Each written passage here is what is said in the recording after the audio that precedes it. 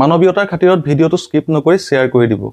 ওপৰত এজন সুস্থ সবল যুৱকৰ ফটো আপোনালোকক দেখুৱাইছোঁ আৰু এই যুৱকজনৰ ঘৰ হৈছে যোৰহাট জিলাৰ বচাপথাৰ বৰগুৰি গাঁৱত। যোৱা 5 দিন আগত তেওঁৰ এটা ভয়ংকৰ মটৰচাইকেল দুৰ্ঘটনা হৈছে আৰু সেই দুৰ্ঘটনাটোত তেওঁৰ মূৰৰ পিছফালে খুব বেয়া ধৰণে আঘাত পাইছে, যাৰ কাৰণে তেওঁক উন্নত চিকিৎসা কৰোৱাৰ অতি প্ৰয়োজন। বৰ্তমান তেওঁৰ স্মৃতিশক্তি একেবাৰে লোপ পাই গৈছে। এই ল'ৰাজন আছিল ঘৰখনৰ একমাত্ৰ উপাৰ্জন কৰোঁতা। ঘৰখনৰ একমাত্ৰ উপাৰ্জন কৰা সুপ্ৰতিমৰ যি দুৰ্ঘটনা, সেই দুৰ্ঘটনাৰ বাবে বৰ্তমান প্ৰয়োজন হৈছে বহুখিনি টকাৰ আৰু সেই টকা পৰিশোধ কৰিবলৈ মাক দেউতাকৰ সামৰ্থ্য নাই।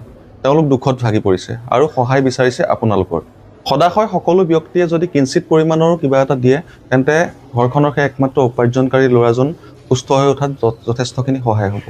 বৰ্তমান ল'ৰাজন হস্পিটেলৰ বিচনাত পৰি ৰৈছে এনেদৰেই।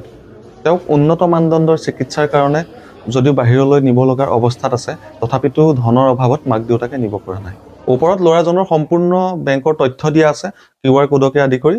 আপোনালোকে য'ত কিঞ্চিত পৰিমাণৰ যি পাৰে তাকে দি সহায় কৰক আৰু সহায় নকৰিলেও আপোনালোকে এই ভিডিঅ'টো যিমান পাৰে সিমান শ্বেয়াৰ কৰক, যাতে আন 10জনৰ ওচৰ গৈ পায় আৰু সেই ল'ৰাজন সুস্থ হৈ উঠাত সহায় হয়।